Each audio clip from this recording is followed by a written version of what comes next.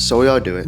We all sabotage ourselves all the time, and a lot of us actually realize that we do it. And sometimes we can't stop doing it, and then other times we watch YouTube videos on how to stop doing it, and that's what today is. Today I'm going to be talking about self-sabotage, largely because it's something I've seen myself doing lately, but it's also something I struggled with a lot in the past, and I know that almost everyone in the world does. But to the people who are aware of it and want to change it, this is the video for those people, and I'm assuming you're those people. I think it's a good idea to start with why we self-sabotage, because getting a good understanding of this allows you to notice it and recognize patterns in your life of when you are, or when you will be, or when you did. And then when you recognize these things, you can really minimize it. We have standards for ourselves, whether we're conscious of them or not. And more important than that, we have a belief about ourselves, about what we think we deserve. And that's the big thing here when it comes to sabotage, because life can be going so good, you can be doing good things, and you start to feel happier, start to feel more grateful for things. And it seems like every time this happens, there's always a wave afterwards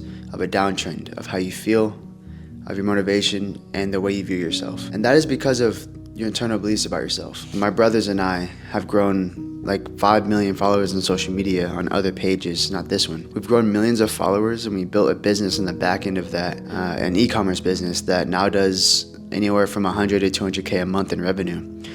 And a lot of times I don't feel deserving of those numbers. I don't feel like I did that because of how much help I had. I've seen how much harder other people have worked than I have at certain times, and to see myself having similar things, I feel undeserving. That usually causes me to spiral down in my emotions and my motivation, the way I feel about myself. And it's not a good thing, because I know I am deserving of what I have and the success I've been able to get, but even more, I'm deserving of the goals that I want to reach, that are way beyond where I'm at now. I have to actually look at that and almost tell my past self that I do deserve what I have now. Because if I don't, he's gonna live inside me, sabotaging everything.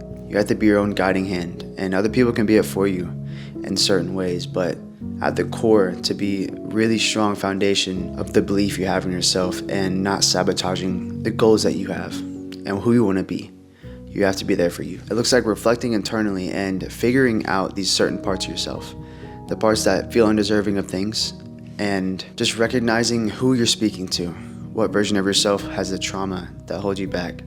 Because that's truly what it is. It's pretty much trauma. You've been instilled trauma and beliefs and all these other things just by experience. And maybe at the time you weren't conscious enough to not soak it all in and make it a part of who you are. But now you are.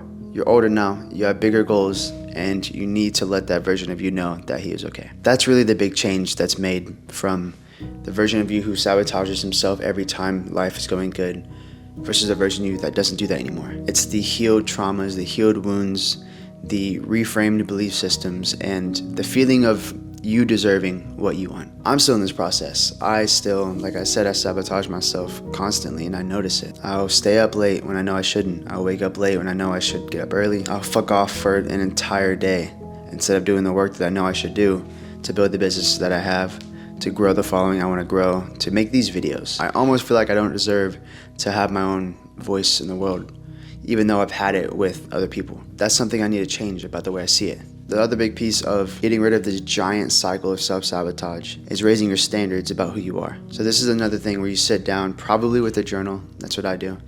You sit down, grab a pen and paper, and you just write down the standards to set for yourself. But you also have to be honest on what your standards are currently for yourself. Someone with high standards deserves what they want. It kind of is that simple, and that's why you need to raise them. You don't need to go to the extreme, but you need to get comfortable with being uncomfortable. You need to push yourself beyond the comfort zones of the limitations you have for yourself and the standards that you hold. And a really big hack for raising your own standards is for having people around you that have higher standards. I use my brothers, for example. My two brothers, I'm a triplet. They have always been kind of the standard for me. They have inspired me ever since I was in high school to be better than who I was, because without them, I would probably be a bum right now. They woke up earlier than I did, they worked harder than I did, they hit the gym more than I did, and I was kind of like in the trail behind them, but I was looking at them for the standard of who I wanted to be. And having them around me always kept me in check, and pretty much created the person that deserves what I want. But now I'm more conscious about it. I'm more self-reliant. I don't exactly need that around me, but it's still helpful to this day, and it always will be, and I know that. So if the people around you have low standards for themselves and not high goals, you need to incorporate people in your life that are different, that have high goals and high standards. I'm not exactly all about get rid of your friends, but get rid of the leeches, get rid of the people that you think are your friends but really aren't, and you kind of know deep down who those are. In conclusion, these are the 3 things you need to do to stop self-sabotaging. You need to look within, understand what you deeply think you deserve. Most of the time, it's gonna be what you think you don't deserve, and that's where you start. You're gonna realize you feel undeserving of that car you want. You feel undeserving of the love you want because you weren't given it as a child. You feel undeserving of the success you want because you don't have as hard as a life as the other people that had the success. Whatever it is, you're gonna realize the things you feel undeserving about. But that's when you shift that. That's when you let yourself know you do deserve these things. Do the inner work to feel deserving of what you want. Raise your standards of who you are so you can be the person that deserves what they want. And raise the standards of the people around you.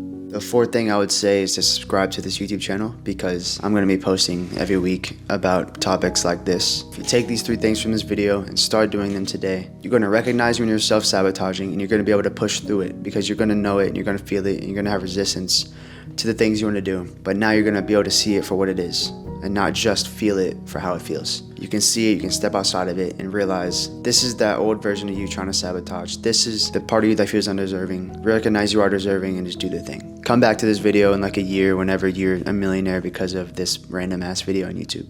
Subscribe if you want. Follow me on my other social medias if you want to. And bye.